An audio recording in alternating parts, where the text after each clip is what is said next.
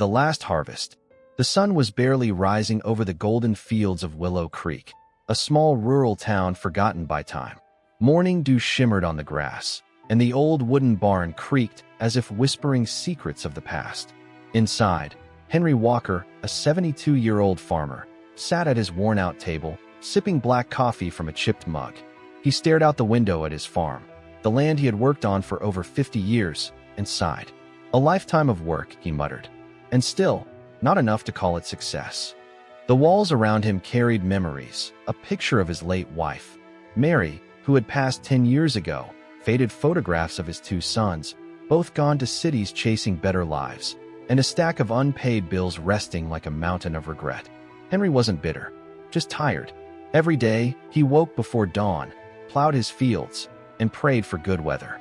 But the world had changed.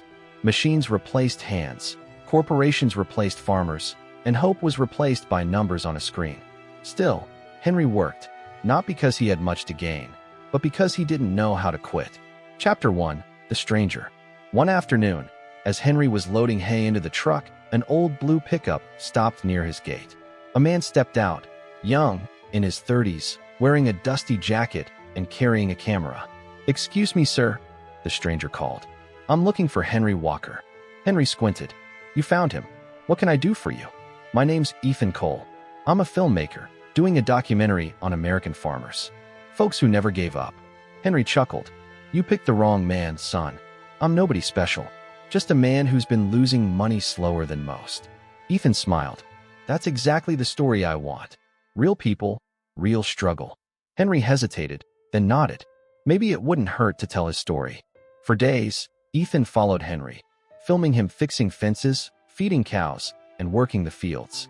He asked questions about life, dreams, and regrets. "If you could go back, what would you change?" Ethan asked one evening. Henry stared at the sunset. "I'd tell my younger self to believe that small things matter. I spent half my life thinking success was a big check. Turns out, it's being able to sleep at night without guilt." Ethan's camera kept rolling, capturing a lifetime of wisdom hidden in a quiet man's words. Chapter 2. The Unexpected Call. Weeks passed, and Henry forgot about the young filmmaker. Life went on, same as always. Then one evening, the phone rang.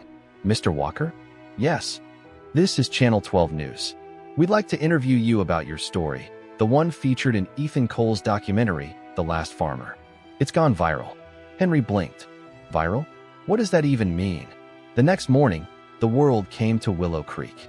Reporters, photographers, and neighbors who hadn't spoken to him in years gathered at his gate. His story, of resilience, honesty, and faith, had touched millions online. Ethan's film had shown Henry's daily struggles, his simple wisdom, and his love for his late wife. People cried watching it. They saw in him what America was losing: heart, humility, and hard work. Within days, offers started pouring in, sponsorships, partnerships, and letters from people around the country. Chapter 3. The Turning Point. One afternoon, a corporate representative from a major organic food company arrived. "Mr. Walker, we'd like to collaborate. Your farm represents everything our brand stands for: authenticity and tradition. We want to buy your crops and feature your story." Henry looked at the man in disbelief. "You want my crops? Half the time, I barely make enough to feed my cows." The man smiled. "Exactly. You've been doing this the right way for decades. The world finally cares about that again." That year, Henry's small farm became part of a nationwide organic produce network. Local stores proudly sold Walker's Harvest, stamped with his weathered face and the slogan, "Honest work, honest food." For the first time in his life, Henry had more money than he ever dreamed. But he didn't buy fancy cars or move to the city. He rebuilt his barn, donated to local schools, and helped struggling farmers around town. When his sons heard about it, they returned home, ashamed yet proud. "Dad," said his older son, "you finally made it. You're famous." Henry smiled. "Son, I didn't make it because people know my name. I made it because I didn't give up when no one knew it." Chapter 4. The Legacy. Years passed. Henry grew weaker but happier. The farm thrived under his son's care. He spent his mornings on the porch, sipping coffee and watching the sun rise over his land, the same land that had once broken him. Ethan, now an award-winning filmmaker, visited again. "Henry, he said softly.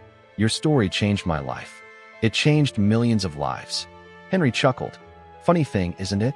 I spent years chasing success, and it finally came when I stopped running after it. Ethan set up his camera one last time. Any final words for the people watching? Henry thought for a moment. The wind rustled through the wheat, carrying his voice softly. Don't measure success by the size of your wallet. Measure it by the size of your heart. I didn't become rich because I worked harder. I became rich because I worked honestly. Sometimes God takes the long road to show you what truly matters. Ethan lowered the camera, eyes misty. You know, Henry, the world needs more men like you. Henry smiled faintly. Maybe the world already has them. They're just too busy working to be seen. Chapter 5. The Final Harvest. The next autumn, the fields of Willow Creek glowed brighter than ever. It was harvest season again.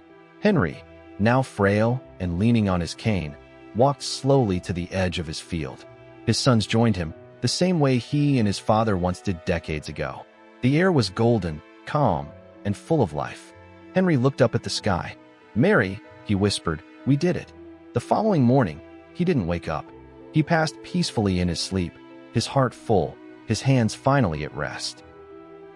Epilogue.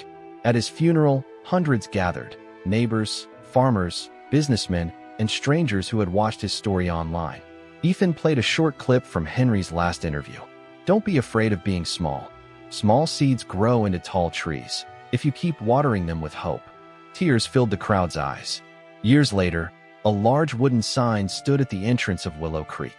Walker Farms, built on faith, grown with love. And every harvest season, when the golden wheat swayed under the sun, people said they could almost hear Henry's voice in the wind. Gentle, steady, and proud. Never give up on what's honest. It'll pay you back when the world least expects it.